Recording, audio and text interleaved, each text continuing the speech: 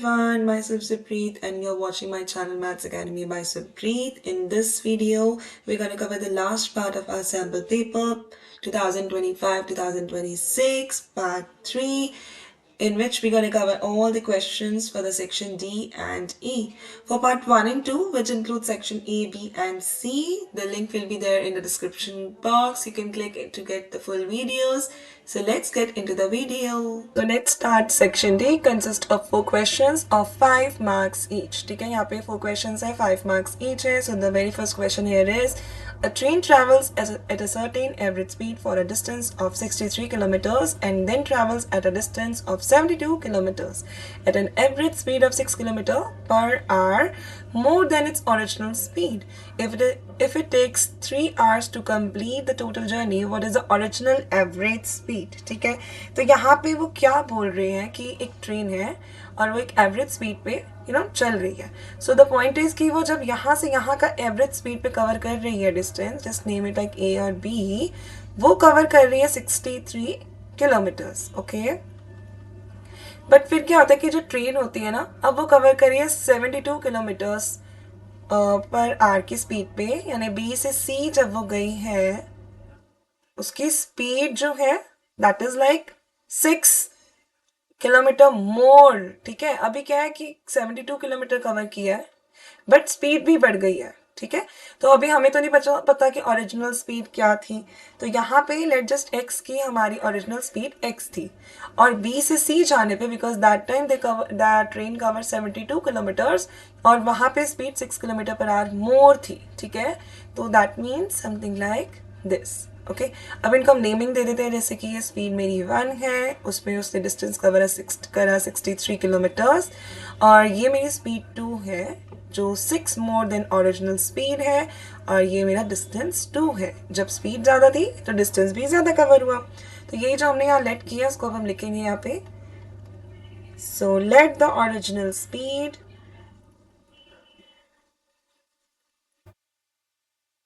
B x kilometre per hour. Okay, तो यहाँ पे हम टाइम का फॉर्मूला यूज करेंगे. टाइम आपको कैसे मिलता है, आपको स्पीड का फॉर्मूला पता होगा, विच इज डिस्टेंस अपॉन टाइम. ठीक है, बट यहाँ पे हम उसको स्विच करेंगे, टाइम का फॉर्मूला लेंगे which is distance upon speed. Speed नीचे आ जाएगा, डिस्टेंस इधर चला जाएगा.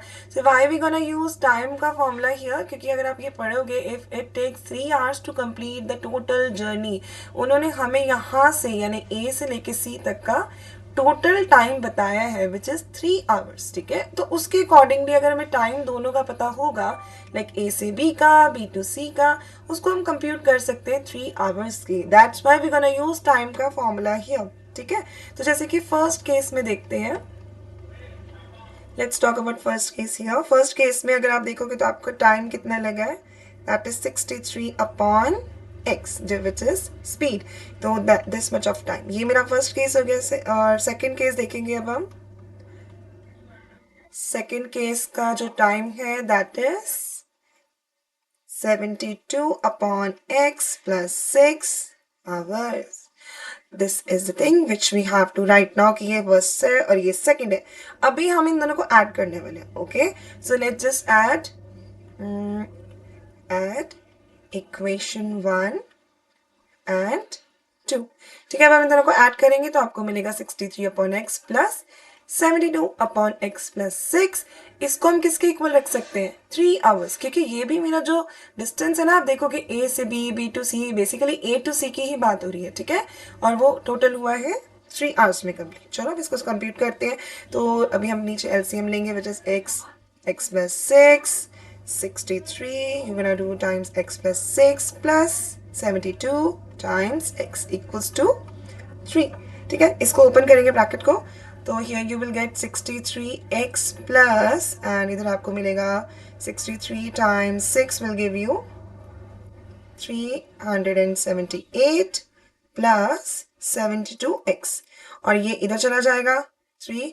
तो पहले हम इसको सॉल्व करते हैं, इस वाले ब्रैकेट को. वो होगा x square plus 6x. Okay, तो यहाँ पे आप देखोगे, यहाँ पे दोनों x की चीज़ें, इनको दोनों को आप ऐड कर दो तो आपको मिलने वाला है समथिंग लाइक 7 and 5, और ये मिलेगा आपको 135x plus 378 is equals to 3x square plus 18x। ठीक है, अब हम लाइक टर्म्स ले लेंगे, जैसे कि 135x माइनस 18, तो ये आपको देने वाला है, पहले हम ओके ऐसे करते हैं 3x स्क्वायर, ओके, और ये हो जाएगा, जब ये इधर से इधर माइनस होगा तो आपको मिलेगा 117x, और ये इधर नेगेटिव में आ जाएगा, which is 378 equals to 0। Now आप इसमें से 3 कॉमन ले लो, आपको मिलेगा x square minus 39x minus 126 equals to 0।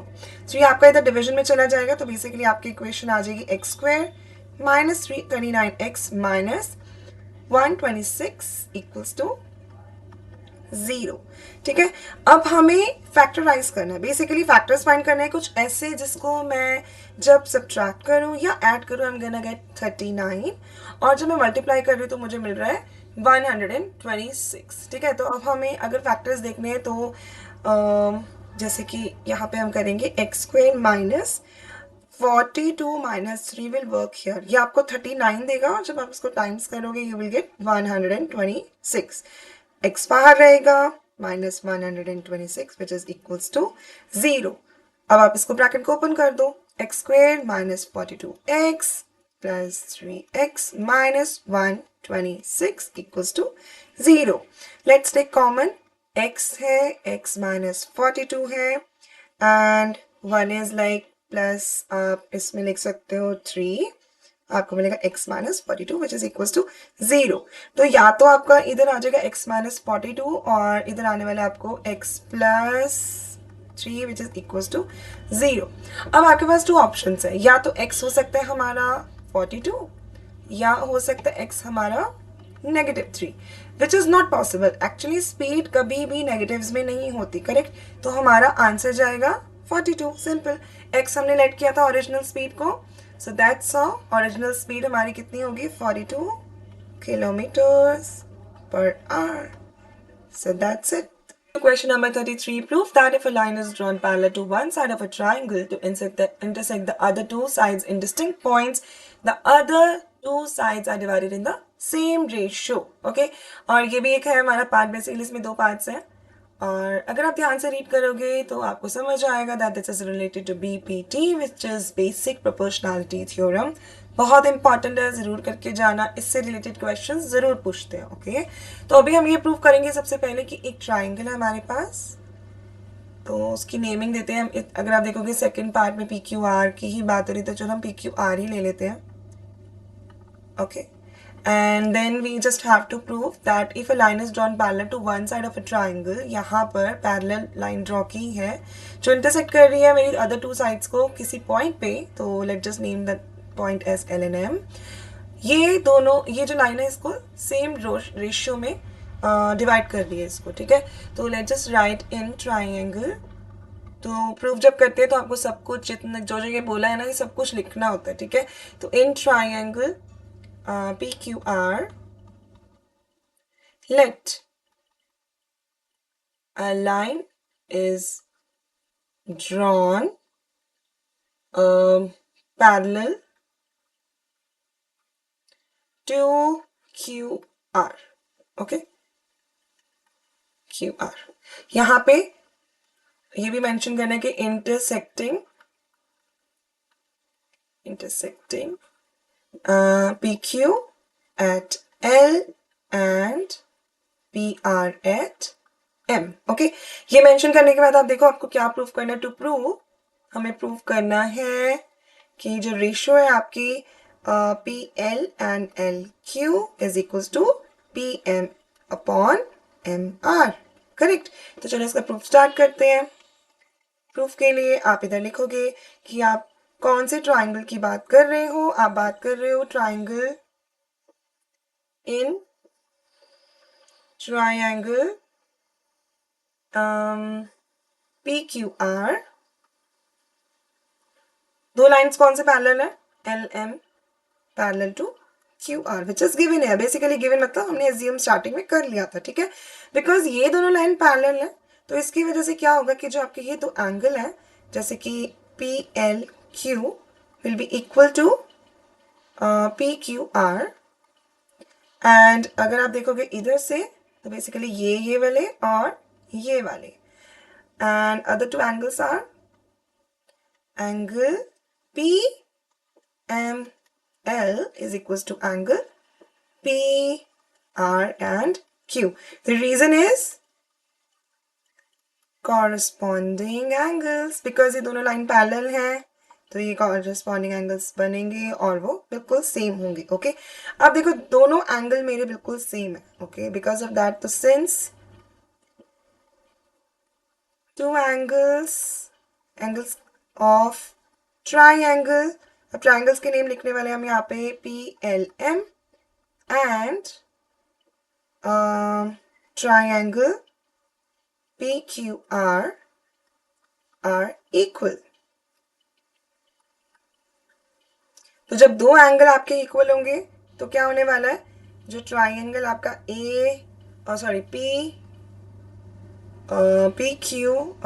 PLM will be similar to triangle PQ and R. Correct. तो रीजन बिहाइंड आप दे सकते हो, विच इज लाइक ए यानी एंगल सिमिलैरिटी. ओके, तो जब ये दोनों सिमिलर हैं उसका क्या होगा इफेक्ट, कि ये जो प्रपोर्शंस बनेंगे ना आपके, जैसे कि PL upon PQ is equals to PM upon PR. Correct, क्योंकि corresponding sides of similar triangle are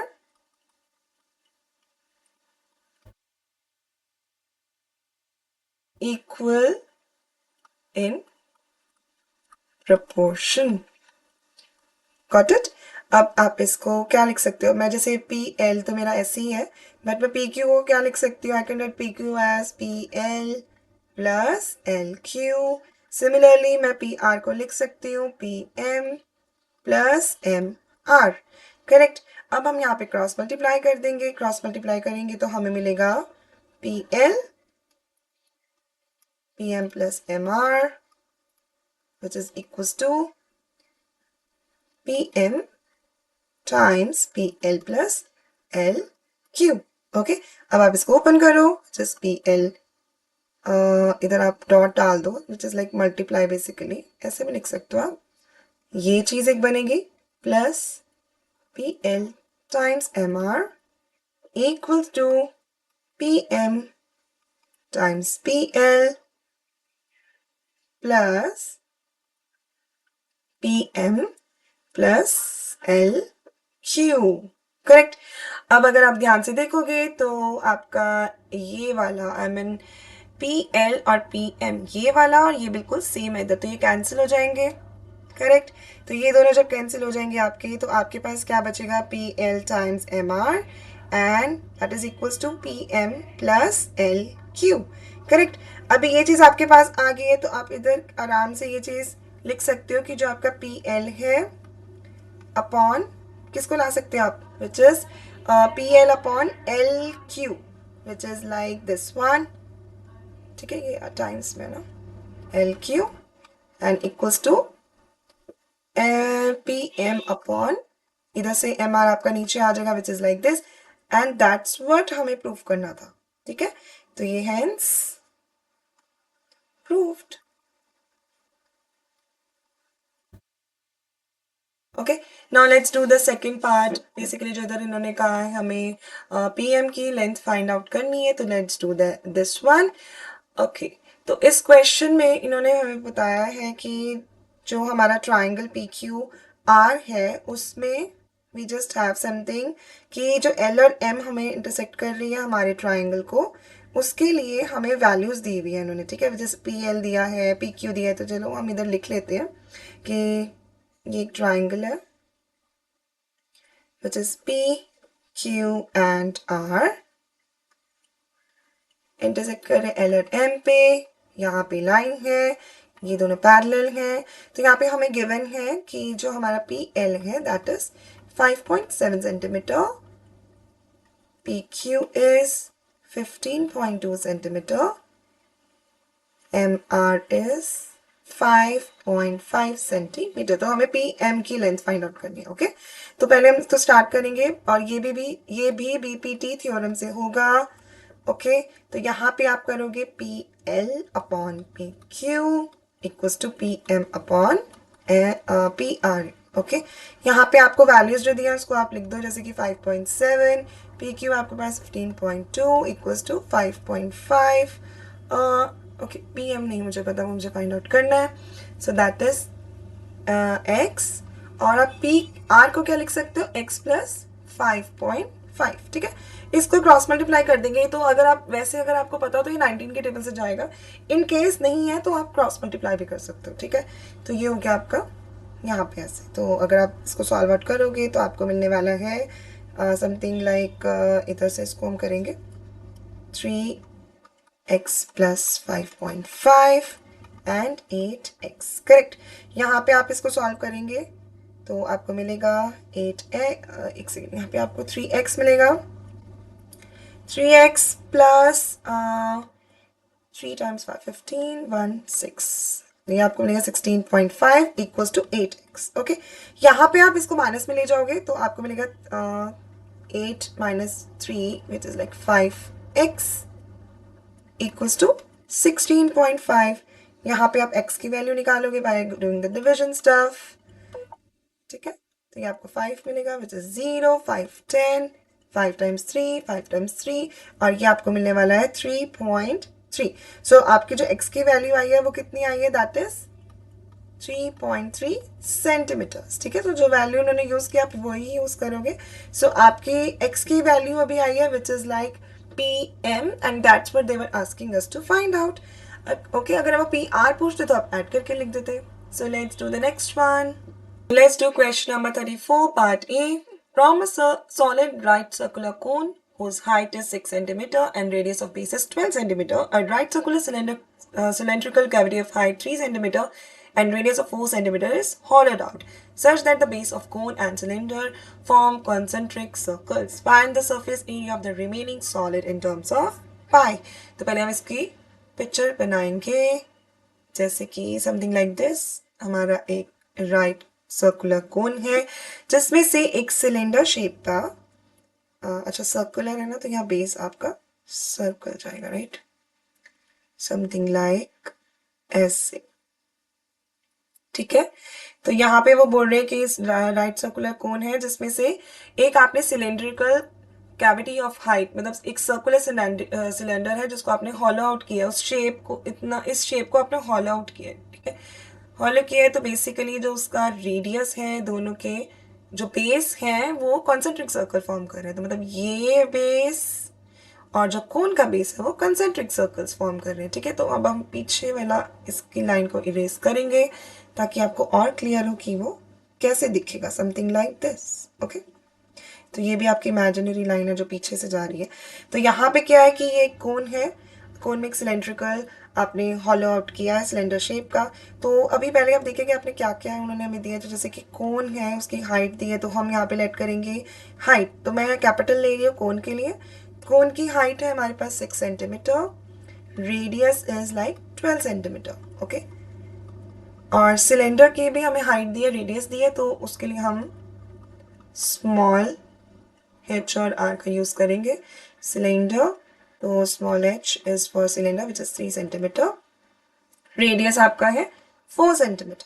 correct, और यहाँ पे आपका concentric circle basically circular base है यहाँ पे। तो इसके लिए ना पहले हमें L निकालना है which is a lateral height cone की, वो भी इंपॉर्टेंट है, वो आपको पता चलेगा क्योंकि वो इसलिए ज़रूरी है क्योंकि जब आप फॉर्मूलाज पुट करोगे उसमें वो L चाहिए होता है। तो L निकालने के लिए we have to do something like r square plus h square cone का। ठीक है, तो यहाँ पे वैल्यूज डालो, समथिंग लाइक 12 का स्क्वायर 6 का square, you will gate 144 plus 36, तो आपको मिलेगा 180। करेक्ट, इसमें से आप इसके फैक्टर्स लोगे बाहर, जिस पे 6 रूट 5, ये आपका एल आया। अगर आपने इसका एरिया जो निकालना है वो हमें इस एरिया को निकालना है, जो बच गया ना हॉलो के बाद वाला सारा, उसका सरफेस एरिया निकालना है, रिमेनिंग सॉलिड, ठीक है, बेसिकली ये वाला। तो उसके लिए हमें क्या क्या चाहिए, पहले तो हमें चाहिए curved surface area of cone, ठीक है। तो उसके लिए you have a formula which is pi r l, तो आप इसमें वैल्यूज डालोगे, which is r is 12, l is आपका 6√5, तो बेसिकली आपको मिला 72√5 पाई। ये आपका क्या मिला है, curve surface area of cone. Next आपको चाहिए curve surface area of cylinder.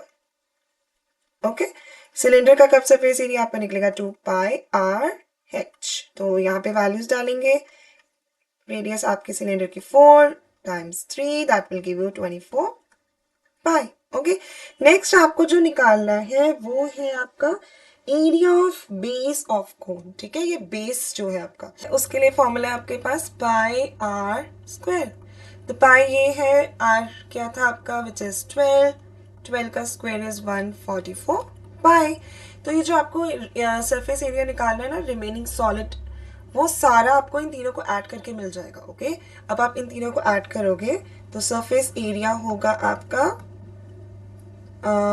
which is like 72√5 pi plus 24 pi and plus 144 पाई। यहाँ पे मैंने पूरी चीज़ें नहीं लिखी है, बट आप प्रॉपर लिखोगे कि curved surface area of cone plus curved surface area of cylinder plus area of base of cone, मतलब क्या क्या कर रहे हो, सारे स्टेप्स आपको मेंशन करने हैं इधर, ठीक है। तो यहाँ पे हम पाई को बाहर ले लेंगे, 72√5 प्लस 24 प्लस 144, इनको हम ऐड करेंगे तो आपको मिलेगा 72√5 प्लस यहाँ पे आपको मिलेगा समथिंग लाइक 168, ठीक है। आप यहाँ भी स्टॉप कर सकते हो, बट अगर आपको लग रहा है कि आपको फैक्टर्स पता है, कुछ कॉमन आप बाहर ले सकते हो तो आप ले सकते हो, जिसमें कि जैसे कि आप देखोगे तो 24 कॉमन आएगा और अंदर आपको मिलेगा 3√5 प्लस 7 एंड यस, आपको तो ये यूनिट जरूर लिखनी है क्योंकि सरफेस एरिया है, तो you will put square at the top of centimeter. That's how you will do the question number 34. Let's do the next one. Let's do part B. An empty cone of radius 3 cm and height 12 cm is filled with ice cream such that the lower part of the cone, which is 1/6 of the volume of the cone, is unfilled. That means empty. Okay, but a hemisphere is formed on the top. Find the volume of the ice cream. तो इसके लिए पहले हम figure बनाते हैं कि एक हमारी कोन है आइसक्रीम की, जिसमें हाइट है हमारी कोन की that is 12 centimetre and radius of a cone is 3 centimetre. तो दैट मीन्स ये कोन है, ये रेडियस आपकी 3 सेंटीमीटर है, और ice cream such that the lower part, अब ये जो लोअर पार्ट ऑफ कोन है ना आपका 1/6 पार्ट, दैट इज एम्प्टी, ठीक है, वो अनफिल्ड है, और एक हेमिस्फेयर है आपका on the top, that is something like this, ठीक है। तो हमें क्या निकालना है, find the volume of cone, volume of कोन निकालनी है, सॉरी वॉल्यूम ऑफ आइसक्रीम निकालनी है। तो इसके लिए हम क्या करेंगे, पहले हम वॉल्यूम ऑफ कोन निकालेंगे, ये कितनी आ सकती है आइसक्रीम, ठीक है। तो volume of cone is 1/3 πr² h, ठीक है। तो 1/3 पाई, रेडियस है आपकी 3 एंड 12, सो आपका वॉल्यूम ऑफ कोन है 36 पाई सेंटीमीटर क्यूब, ठीक है। अब आप देखोगे वॉल्यूम ऑफ आइसक्रीम इन कोन कितनी है, मतलब कितनी आइसक्रीम इस कोन में आ सकती है, वॉल्यूम ऑफ आइसक्रीम इन कोन, ठीक है। अब आप ये देखो कि आइसक्रीम जो इसमें फिल्ड है, जिसमें से उन्होंने हमें ये बता दिया कि जो 1/6 ऑफ द कोन है ना, लोअर पार्ट ऑफ कोन, उसका जो वॉल्यूम है दैट इज अनफिल्ड, ठीक है। इसका मतलब 1/6 पोर्शन में आइसक्रीम नहीं है, तो कितनी आइसक्रीम है इस कोन में, अगर आप देखोगे तो 1/6 plus 5/6 will make the whole ice cream का पार्ट, ठीक है। इसका मतलब 5/6 आइसक्रीम फिल्ड है कोन में। तो अब आइसक्रीम कितनी है कोन में, ये वॉल्यूम निकालनी है, that is 5/6 of the whole volume of cone, ठीक है। वॉल्यूम ऑफ कोन का मतलब इतनी आइसक्रीम आ सकती है कोन में, और कितनी आइसक्रीम का पार्ट उसके अंदर है, विच इज़ 5/6, क्योंकि 1/6 तो मेरा एम्प्टी है। तो अकॉर्डिंगली जब आप इसको सॉल्व करोगे तो volume of ice cream in cone is 30 by centimetre cube. तो आपको ये बहुत ध्यान रखना है कि जो चीज़ अनफिल्ड है, और अगर मैं वॉल्यूम ऑफ आइसक्रीम निकालने को कितनी आइसक्रीम है उसमें, तो आप ये जितनी एम्प्टी है उसको सब्ट्रैक्ट करके या फिर आप उसका ऐसे प्रोपोर्शंस में निकाल के you will get to know कि कितना फिल्ड है, ओके, कितना पार्ट उसका फिल्ड है। तो वॉल्यूम ऑफ, अब हेमिस्फेयर हम निकालेंगे, जो ऊपर वाली आइसक्रीम है, volume of hemisphere that is equals to 2/3 pi r cube, ठीक है। तो 2/3 pi, रेडियस आपका 3 रहेगा because that is same as cone का रेडियस, 3, 3 एंड 3। तो आपको क्या मिलेगा इसको सॉल्व करके, 18 पाई। तो अब आपकी टोटल वॉल्यूम ऑफ आइसक्रीम, अभी हम टोटल निकालेंगे कितनी है इसमें, दैट इज 30 पाई, जो वॉल्यूम ऑफ कोन में है, कोन में है हमारी 30 पाई, प्लस ऊपर जो हेमिस्फेयर है वो है हमारा 18 पाई, ठीक है। तो ऑल टुगेदर पाई बाहर कर लेते हैं, 30 प्लस 18, पाई की वैल्यू आप 22.7 लिख सकते हो। इसको सॉल्व करके यू विल गेट 48, एंड जब आप इनको सॉल्व करोगे यू विल गेट 1056/7, एंड इधर आपका आंसर आएगा डेसिमल्स में, which is 150.85 centimetre cube, okay. तो ये ध्यान रखना आपने, जब भी आप वॉल्यूम्स करते हो हमेशा आंसर आपका सेंटीमीटर और metre whatever it is, but cubic होता है, ठीक है। तो सेंटीमीटर क्यूब में आपका आंसर आएगा। तो फाइनल कितनी आइसक्रीम, वॉल्यूम ऑफ आइसक्रीम है इस कोन में, that is 150.85 centimeter cube. Okay, let's do the next question. The question number 35, part A. If the mode of the following distribution is 55, then find the value of x. Hence, find the mean. Okay, तो mode हमें given है. Mode is 55. Okay, और हमें value of x find out करनी है, जो आपकी है 30 और 45 के इंटरवल में, और हमें मीन भी फाइंड करना है, ओके। इसके लिए हम लोग पहले देखेंगे कि मोड ऑफ क्लास क्या है। मॉडल क्लास आपकी ये जो 55 है कहाँ लाई करेगा, इधर, ओके। तो इधर आपका मॉडल क्लास हो जाएगा ये वाला, और जो मॉडल क्लास होता है उसके जो पहले वाला होता है that is known as FO, ये हो गया आपका F1, और ये होता है आपका F2, करेक्ट। तो इसके लिए हम ये वाला पहले इसको मार्क कर देते हैं। तो अब आप देखो कि आपका लोअर लिमिट क्या है, जो आपका मोड ऑफ क्लास है उसमें है आपका lower limit 45, which is like this, ठीक है। और ये है आपका अपर लिमिट, और इसको माइनस करके आपका आता है h, तो वो हो जाएगा आपका 15, करेक्ट। तो अब आप इसका फॉर्मूला लगा दोगे, which is like L plus F1 minus FO upon, okay, upon इधर आएगा आपका, which is 2F1 minus FO minus F2, okay, that is ये वाला पूरा एक फॉर्मूला टाइम्स हाइट। ये किसका फॉर्मूला, आपका मोड का, ओके। तो अब आप इसमें चीज़ें फिल करते हैं, जैसे कि L है मेरा 45 प्लस F1 है मेरा 15 माइनस x, 2 टाइम्स F1, तो F1 मेरा 15 है ना, 2 टाइम्स हो जाएगा आपका 30 माइनस x F0, और F2 है आपका 10, करेक्ट, टाइम्स h आ गया आपका 15, and that is equal to mode which is 55। अब हम इसको सॉल्व करेंगे, तो जब आप इसको सॉल्व करेंगे तो आप ये 15 माइनस x, और नीचे आप लिख सकते हो, इसको सॉल्व करोगे तो आपको मिलेगा 20 माइनस x टाइम्स 15, ठीक है। और ये जो 45 आप इसको इधर ले जाओगे, विच इज लाइक दिस, ठीक है।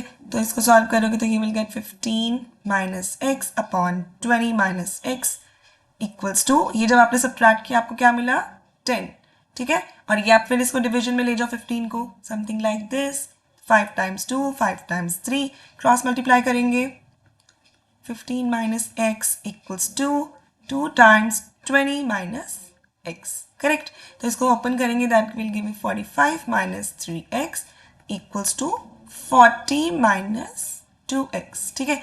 अब आप 2x के लिए इसको इधर करेंगे हम कंप्यूट, 40 को इधर, 3x को इधर, तो आपको मिलेगा 5 equals to x। इसका मतलब जो आपका x आया है दैट इज 5, और x क्या है आपका, जो हमें वैल्यू फाइंड करनी थी, ठीक है। तो ये आपका निकल गया x। तो अब आपके x की वैल्यू आ गई है, अब आपको निकालना है मीन। मीन निकालने के लिए पहले आप इंटरवल बना लोगे यहाँ पे, जैसे कि क्लास इंटरवल्स आपके कैसे दिए हुए हैं, 0 to 15, 15 to 30, 30 to 45, 45 to 60, 60 to 75 and 75 to 90।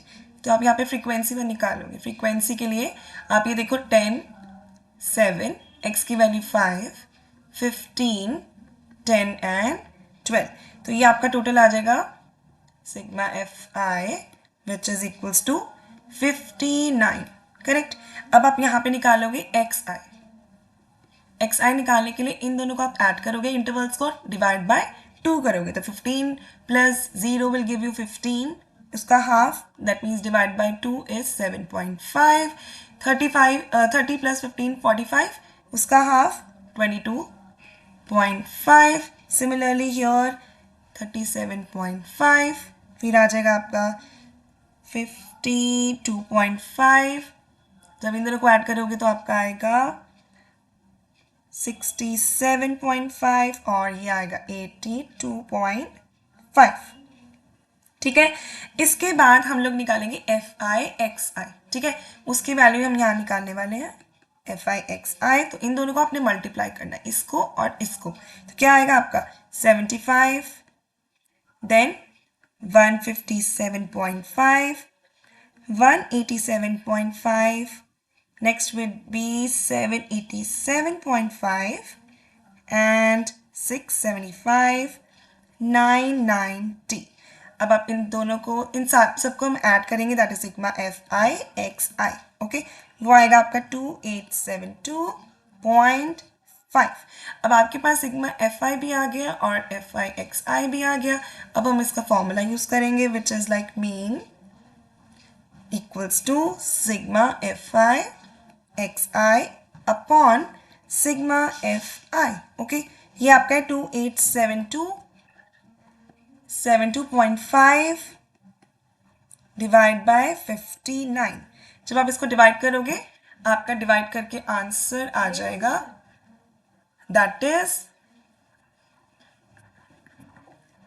48.68, okay.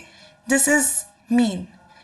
तो ये बहुत इजी है। इन क्वेश्चंस में पहले आप इंटरवल्स के थ्रू आप पहले उनको देखोगे कौन से में इंटरवल का मोड दिया हुआ है और कौन से इंटरवल का है, उसके थ्रू आप फॉर्मूला यूज करोगे and accordingly you will find your value of x. फिर आप सिंपल मीन फाइंड करोगे। उसको निकालने के लिए आपको ये सिग्मा एफ आई और एक्स आई और सिग्मा एफ आई निकालना है and simple you can just put the value and get the answer, okay? So let's move to the next question. So let's do the P part. A survey regarding heights in centimeter of 51 girls of class 10th of a school was conducted and the following data was obtained. ठीक है, तो ये हमारी height है और ये number of girls है, ठीक है। इसके अकॉर्डिंग हमें डेटा दिया हुआ है। Find the median of the height of the girls if mode of the above distribution is this. तो ये मोड हमें दिया हुआ है, we need to find the median और find mean using empirical formula, ठीक है। तो पहले हम इसका मीडियन फाइंड आउट करते हैं। मीडियन के लिए जो हम फॉर्मूला यूज करेंगे, उसकी जो चीज़ें हमें चाहिए, उसके लिए पहले हम देखेंगे एन। देखो पहले ना मैं आपको एक चीज़ बताती हूँ, देखो लेस देन 140 विच इज़ 4। यहाँ पे ना वी गोना मेक टेबल लगा है, देखो कैसे। जैसे कि आप ये देखो कि जो ये नंबर ऑफ गर्ल्स दिया हुआ है ना, वो तो आपके पास 51 ऑल टुगेदर है, पर अगर आप ये सब ऐड करोगे तो ये तो 51 से ज़्यादा आएगा। इसका मतलब ये जो नंबर ऑफ गर्ल्स है ना, दैट इज़ लाइक कि लेस देन 140। तो जैसे कि लेस देन 140 का मतलब 4 गर्ल्स हैं, तो लेस देन 145 तो उसमें 140 इंक्लूडेड है। जैसे कि ये देखो 140 तक यू हैव 4 गर्ल्स, ठीक है, जिनकी हाइट 4 गर्ल्स हैं जो लेस देन 140 है, ठीक है। अब इसमें क्या है ना कि जो वन लेस देन 145 है ना, वो ऐसे है, देखो यहाँ पे 140 है और यहाँ पे 145 है, तो इसका मतलब फिर यहीं से देख रही है वो, दैट इज 11 काउंट्स। तो इसका मतलब नंबर ऑफ गर्ल्स हमें यहाँ से वो बता रहे हैं कि जो इंटरवल स्टार्ट हुआ है उससे 140 तक में 4 गर्ल्स हैं, फिर उसी इंटरवल से 145 तक 11 गर्ल्स हैं, फिर उसी इंटरवल से जब हम स्टार्ट करेंगे और वहाँ से लेके 150 तक we have 29 girls and so on. इसका मतलब ये हमारा अभी फ्रीक्वेंसी तो नहीं है, राइट, ये तो सिर्फ उन्होंने नंबरिंग दी है एक यहाँ के इंटरवल से यहाँ तक की, और ये ही बेस इंटरवल से लेके 145 तक की। तो पहले हम क्या करेंगे इसके अंदर, पहले हम इसको फ्रीक्वेंसी निकालेंगे इसकी, और हम इसके इंटरवल्स भी निकालने वाले हैं। तो चलो पहले से क्लास इंटरवल्स निकालते हैं। देखो क्लास इंटरवल्स क्या हो सकता है, लेस देन 140, फिर लेस देन 145, लेस देन 150, इसका मतलब 5 का गैप आ रहा है इसमें, है ना। तो 140 से पहले हो सकता है आपका 135, है ना, दैट इज 135 से 140 तक, फिर हो सकता है आपका 140 से 145 तक, 145 से 150, then 155 and 155 से 160, 160 से 165, करेक्ट। अब आप ये देखो, ये आपकी फ्रीक्वेंसी तो नहीं थी, तो पहले हम इसमें निकालेंगे फ्रीक्वेंसी। वो कैसे निकलती है, आप ये देखो यहाँ पे फ्रीक्वेंसी कैसे निकलेगी, फर्स्ट तो हमारी सेम रहती है, ठीक है। अब आप इसमें से इसको सब्ट्रैक्ट करोगे तभी तो आपको ये वाला जगह मिलेगी ना, है ना। तो आप इसमें से 11 में से 4 को सब्ट्रैक्ट करोगे, मतलब यहाँ से यहाँ सब्ट्रैक्ट करोगे, फिर नीचे से ऊपर ऐसे करोगे, तो आपको 11 में से 4 सब्ट्रैक्ट करके मिलेगा 7, then you will get 18, the next would be 11, फिर आपका मिलेगा 6 और लास्ट में मिलेगा 51 माइनस 46 विच इज 5, ठीक है। आप ये देखो कि अगर आपको ये सब ऐसे दिया हुआ है तो पहले आप इसकी कॉम्युलेटिव फ्रीक्वेंसी निकालने वाले हो, जिसका मतलब क्योंकि हमें फॉर्मूला में ये चाहिए मीडियन निकालने के लिए। तो कॉम्युलेटिव फ्रीक्वेंसी क्या होती है, कॉम्युलेटिव फ्रीक्वेंसी के लिए हम इन दोनों को ऐड कर देंगे तो यू विल गेट 11। तो एक्चुअल में जो उन्होंने दिया हुआ है ना ये चीज नंबर ऑफ गर्ल्स, ये कॉम्युलेटिव फ्रीक्वेंसी है, ठीक है। तो आप इन दोनों को ऐड करते रहोगे तो आपको मिल जाएगा ऐसे और 51, ठीक है। ये हो गया आपका कॉम्युलेटिव फ्रीक्वेंसी। अब आपके पास फ्रीक्वेंसी भी आ गई है, अब आपके पास क्लास इंटरवल भी है। तो मीडियन निकालने के लिए हमारा एक फॉर्मूला है which is like L plus N upon 2 minus CF upon F times H। तो पहले हम हमारे को मीडियन निकालने के लिए ये सारी चीज़ें चाहिए, तो पहले हम इन चीज़ों को फाइंड आउट करेंगे। तो मीडियन निकालने के लिए पहले हम निकालेंगे n upon 2 which is like median class पता चलेगा उससे, और n क्या होता है यहाँ पे, जो फ्रीक्वेंसी का लास्ट नंबर होता है विच इज़ 51। जब आप 51 को 2 से डिवाइड करोगे आपको मिलेगा 25.2, ठीक है। अब 25.2 से बिल्कुल उसके बाद जो हमारी फ्रीक्वेंसी हो सकती है कॉम्युलेटिव फ्रीक्वेंसी वो है 29, ठीक है।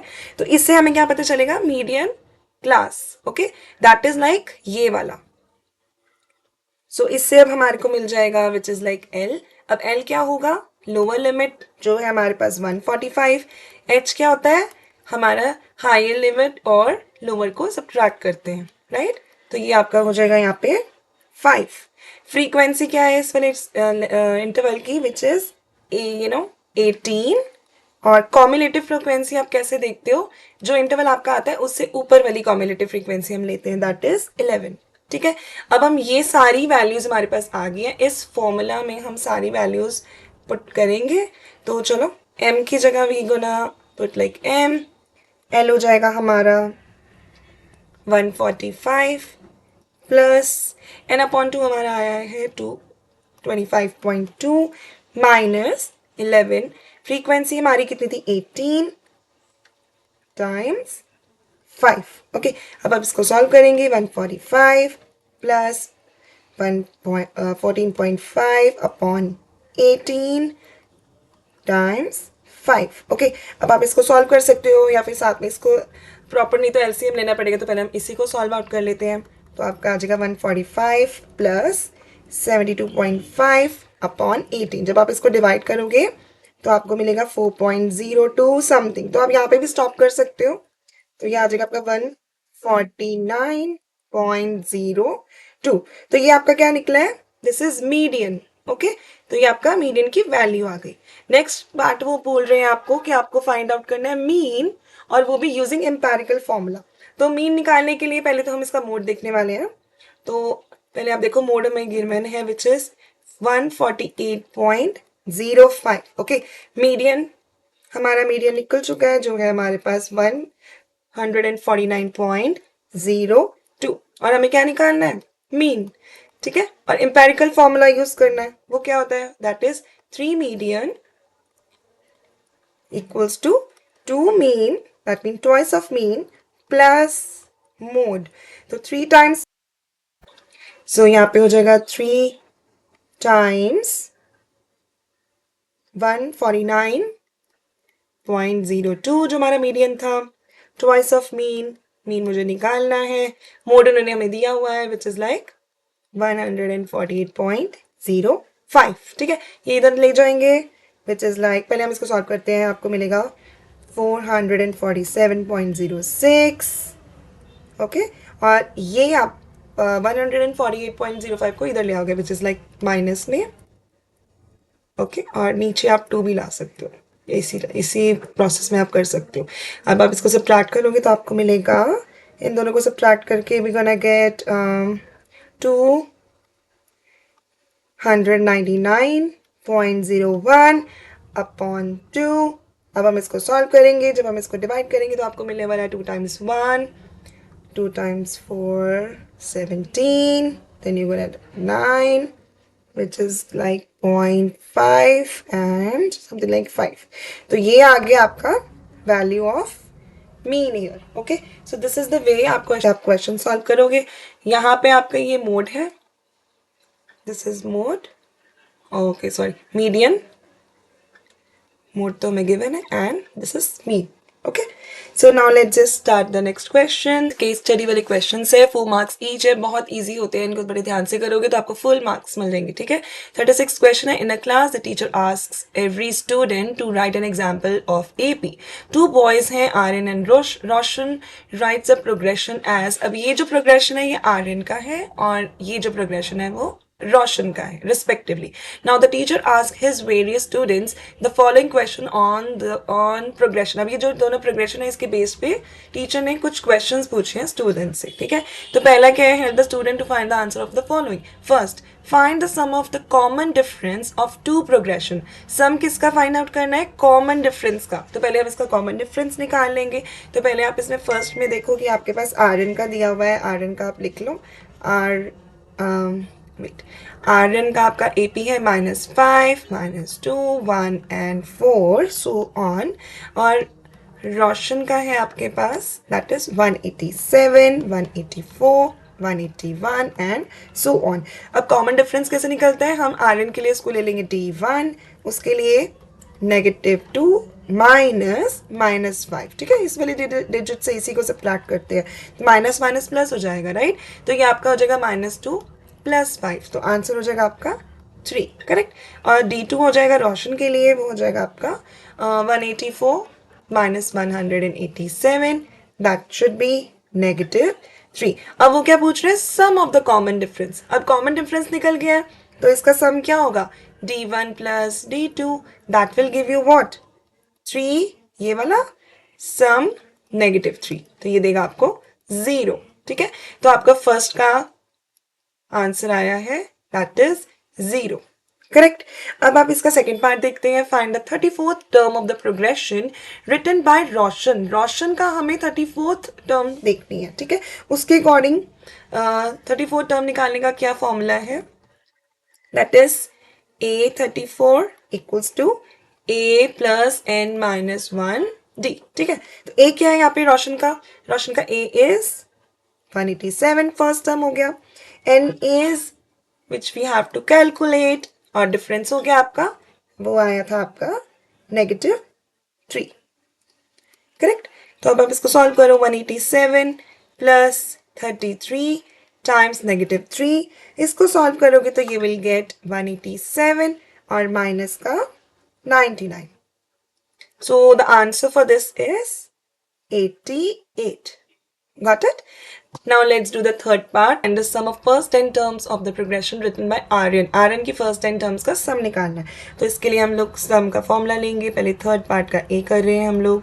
So that is like Sn which is equals to n upon 2 2a plus n minus 1 d.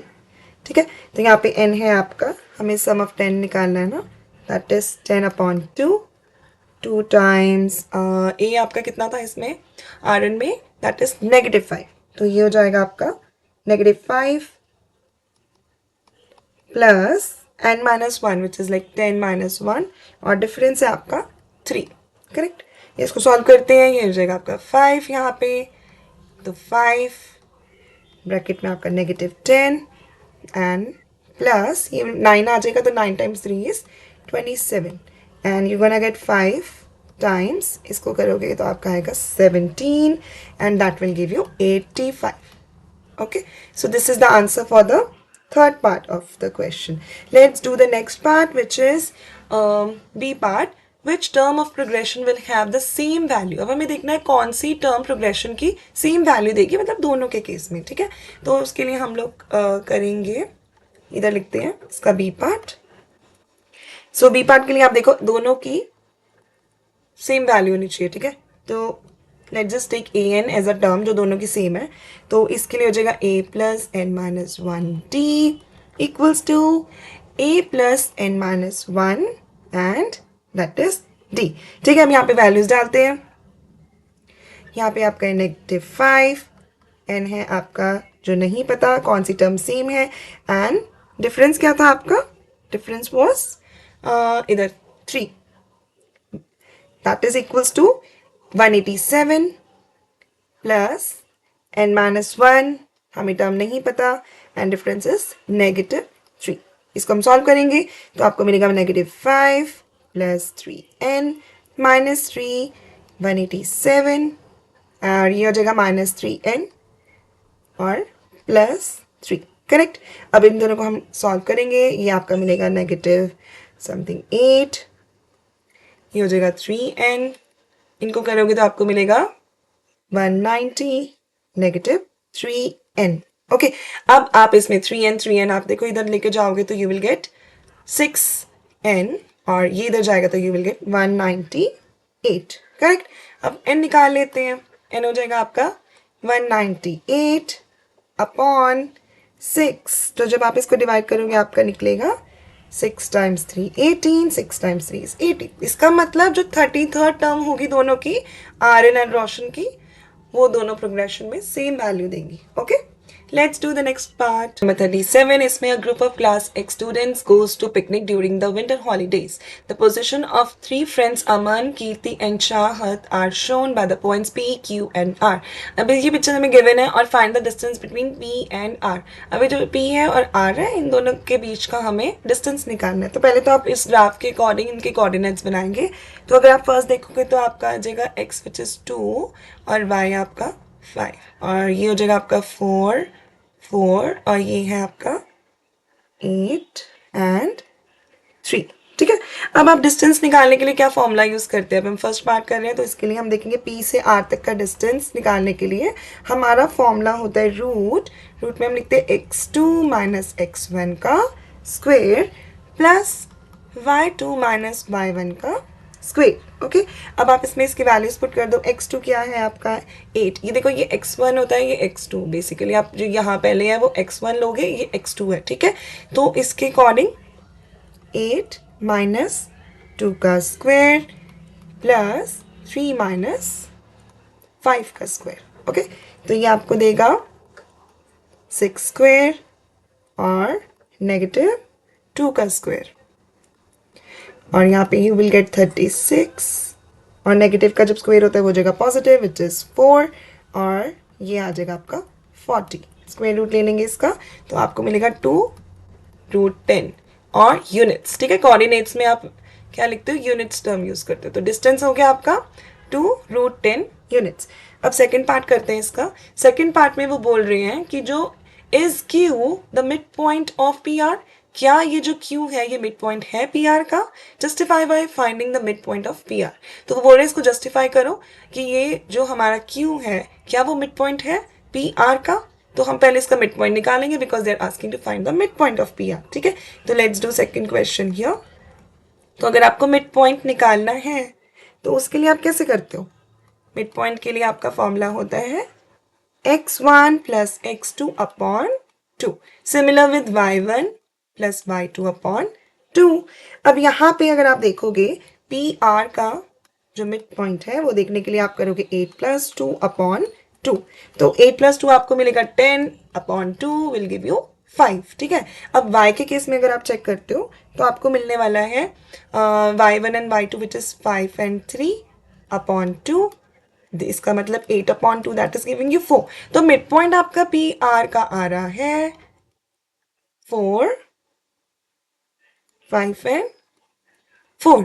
इसका मतलब ये हमारा जो Q है is not the mid point of PR क्योंकि इसके अकॉर्डिंग तो हमारा 4 और 4 आ रहा है राइट. तो that means therefore Q is not the mid point of PR.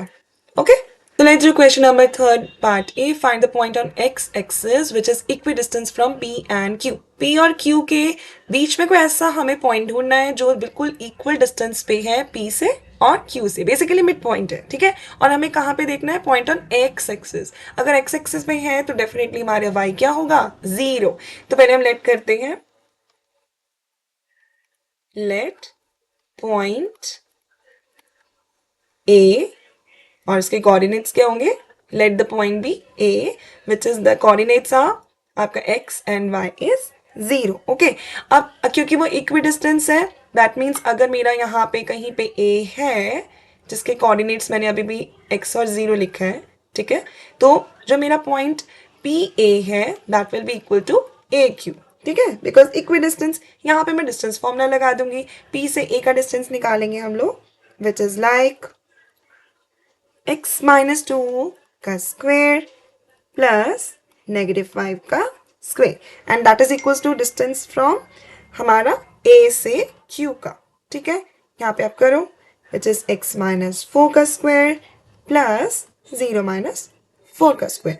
Now इसको हम सॉल्व करेंगे तो आपका A minus B का स्क्वेयर तो वो वाला फॉर्मूला लगेगा which is A square plus -2 का is like 4 and -4x plus 25. Okay, root cut जाएगा ना तो हम रूट के बिना लिखेंगे हम x square plus 16 -8x plus 60. x square आपका कट गया. अब आप इसको सॉल्व करोगे तो यू विल गेट x को जब एक साथ लाओगे तो इधर हो जाएगा पॉजिटिव 8x तो आपका होगा 4x माइनस करके इन दोनों को प्लस करके यू विल गेट 29 और 29 जब उधर जाके you will get something like 32. उसमें से सब्ट्रैक्ट हो जाएगा तो आपको मिलेगा 3. तो इसका मतलब x की वैल्यू आ रही है आपकी 3/4. तो जो पॉइंट A है उसके कोऑर्डिनेट्स है 3/4 0. ओके, दैट मीन्स ये ऐसा पॉइंट है जो इक्विडिस्टेंस है P से एंड Q से. Okay, let's do the next part which is B. Part B, let S be a point which divides the line joining PQ in ratio 2:3. Find the coordinate of S. अब वो कह रहे हैं कि S कोई ऐसा point है यहाँ PQ में, सपोज करते हैं यहाँ पे है राइट, और वो जो हमारा डिवाइड कर रहा है पूरी PQ को 2:3 में. करेक्ट, तो हमें S के कोऑर्डिनेट्स फाइंड आउट करने हैं. तो पहले तो हम लेट कर लेते हैं कि हमारा late coordinates of S x और y है. ठीक है, अब हमारे को यहाँ पे सिलेक्शन फॉर्मूला निकालना पड़ेगा विच इज लाइक समथिंग. अब यहाँ पे हमें सेक्शन फॉर्मूला यूज करना है. ठीक है, क्योंकि उसमें ही हमारे कोऑर्डिनेट्स निकलेंगे. तो जैसे कि हमें x निकालना है उसके लिए आप क्या करोगे? m1 x2 m2 x1 upon m1 plus m2. Similarly यहाँ पे y के लिए आप ऐसे करोगे which is m1 y2 m2 y1 upon m1 plus m2. ठीक है, अब यहाँ पे m1 और m2 क्या है? यहाँ से s का डिस्टेंस इज m1 और यहाँ से मतलब S से Q का डिस्टेंस इज M2। यहाँ पे मैं आपको ड्रॉ करके दिखाती हूँ। Like this is P, this is Q, this is S, S हो गया मेरा XY, P हमारा कितना था, दैट वाज 2 5, ये हमारा था 4 4, ठीक है। और हम इनको नेमिंग देंगे बिकॉज तभी हमारा सॉल्व होगा, ठीक है।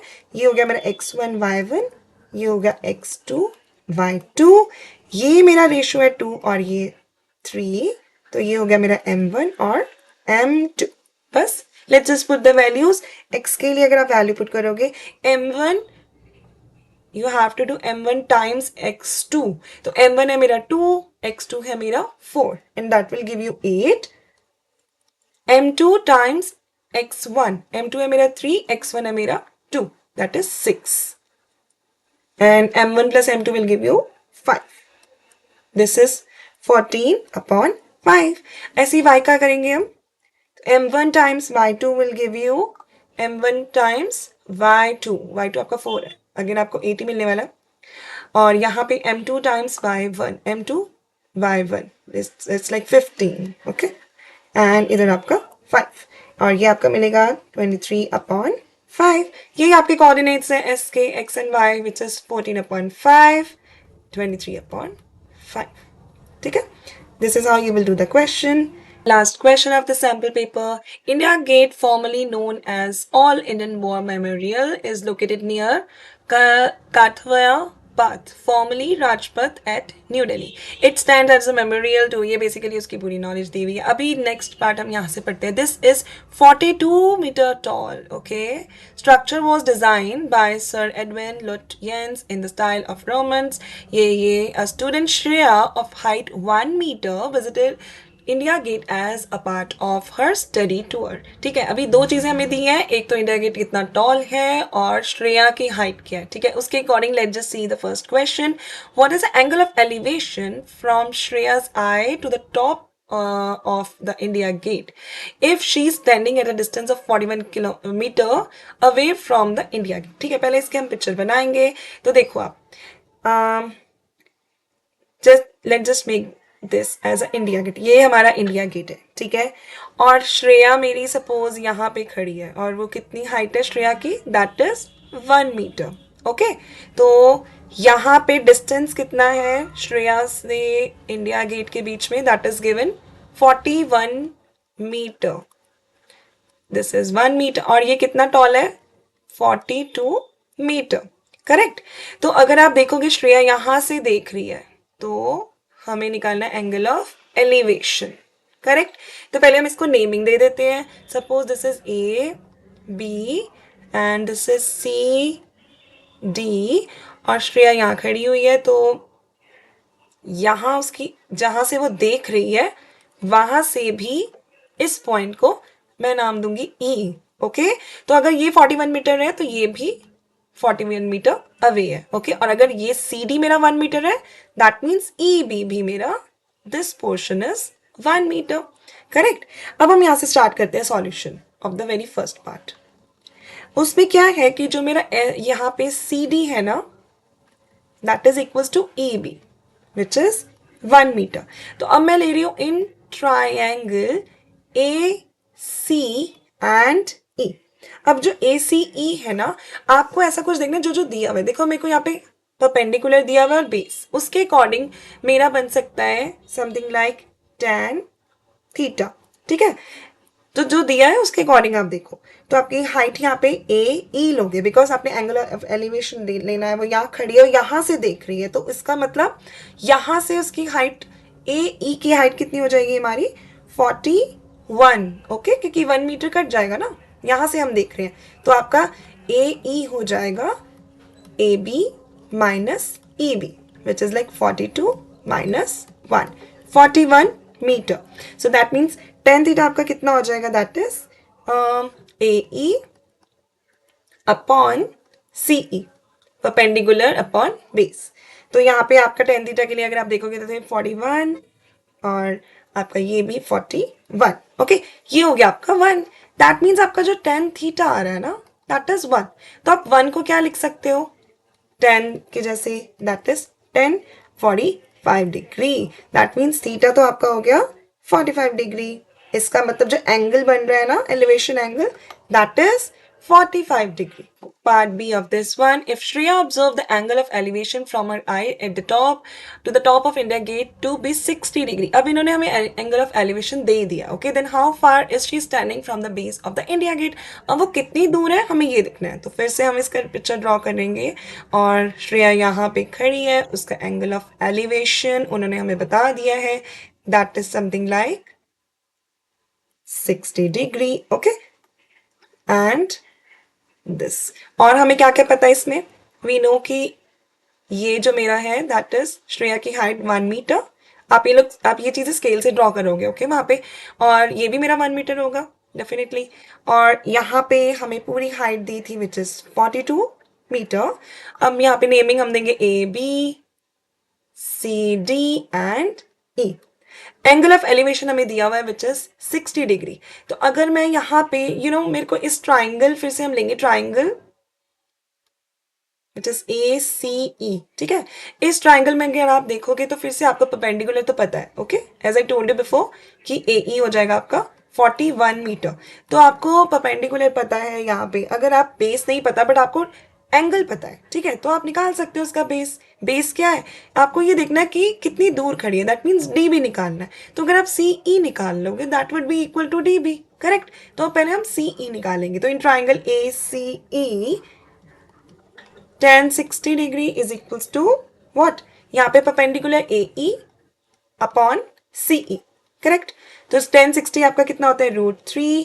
ए ई होता है आपका 41 एंड सी ई हमें निकालना है. तो बस सी ई हो जाएगा आपका 41 अपॉन √3. इसको रैशनलाइज कर सकते हो आप. √3 upon √3 and the answer will be 41 √3 upon 3 metre. अब ये सी ई है ना, तो C E is equals to D B. और डी बी निकालना था हमारे को. कितने डिस्टेंस पे है? 41 √3 upon 3 meters. That's the answer. Let's do the last part of 38th question, and it is like, if Shreya moves to a point which is at distance at 41 upon √3 meter from India Gate, then find the angle of elevation made by her eye to the top of the India Gate. Okay, अभी क्या हो रहा है कि again ये आपका India gate, ठीक है. अब यहाँ पे श्रेया है, एंगल ऑफ एलिवेशन बन रहा है, राइट, और समथिंग लाइक दिस. करेक्ट. तो ये आपका ए बी है which is like India Gate की लेंथ है which is 42, but you know that कि दिस इज 41 मीटर और ये हमारा 1 मीटर है अगेन. और इसको हम नेमिंग देंगे C and D. 1 metre this side, ये ई है. करेक्ट. अभी इसमें वो क्या बोल रहे हैं कि if Shreya moves to a point which is at a distance of 41 upon √3 meter, इसका मतलब श्रेया कितनी दूर खड़ी है इंडिया गेट से? That is 41 upon √3 metre. मतलब ये जो डिस्टेंस है ना आपका डी बी, क्योंकि श्रेया यहाँ खड़ी है राइट, वो 41 अपॉन √3 मीटर का है. ओके, तो then find the angle of elevation made by her eye at the top of India Gate. हमें ये एंगल निकालना है, ठीक है, एंगल ऑफ एलिवेशन. बिकॉज वो यहाँ खड़ी है, वो देख तो यहाँ से रही है, तो आई से उसका एंगल ऑफ एलिवेशन क्या होगा? दैट मीन्स हमें यहाँ थीटा निकालना है. ओके, तो हम ये भी क्वेश्चन tan लेके ही करेंगे. सो जैसे कि tan theta is equals to, अभी I am taking the triangle A C E. ठीक है, तो in triangle A C E tan theta होगा आपका perpendicular upon base. Okay, perpendicular आपको पता है वो कितना है हमारे पास. पहले हम इसकी नेमिंग देते हैं ए ई अपॉन सी ई. ठीक है, ए ई आपके पास है 41 और सी ई है आपका 41 अपॉन √3. जब ऐसे होता है तो क्या होता है? √3 ऊपर मल्टीप्लीकेशन फॉर्म में चला जाएगा. करेक्ट. ये कैंसिल आउट हो जाएंगे और आपका बचेगा √3. इसका मतलब tan theta is equal to √3. अब tan थीटा में √3 कब आता है हमारा? At tan 60 degree. ठीक है, तो थीटा आपका हो जाएगा 60 degree and that's what they were asking us to find out. ठीक है, तो जो एंगल बनेगा वो बनेगा 60 degree. For today, with this our standard math sample paper 2025-26 series come to an end. If you want to watch the previous parts, the links are there in the description box.